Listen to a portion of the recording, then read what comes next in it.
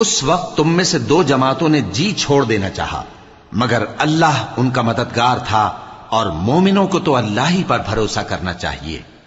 اور اللہ نے جنگ بدر میں بھی تمہاری مدد کی تھی، جبکہ اس وقت بھی تم بے سر و سامان تھے۔ بس اللہ کی نافرمانی سے بچو تاکہ شکر گزار بن جاؤ۔ جب تم مومنوں سے یہ کہہ کر ان کے دل بڑھا رہے تھے کہ کیا تم کو یہ کافی نہیں کہ تمہارا پروردگار 3000 فرشتے نازل کر کے تمہیں مدد دے؟ ہاں، کیوں نہیں؟ اگر تم دل کو مضبوط رکھو اور نافرمانی سے بچتے رہو، اور کافر تم پر جوش کے ساتھ دفتن حملہ کر دیں، تو تمہارا پروردگار 5000 فرشتے جن پر نشان ہوں گے تمہاری مدد کو بھیجے گا۔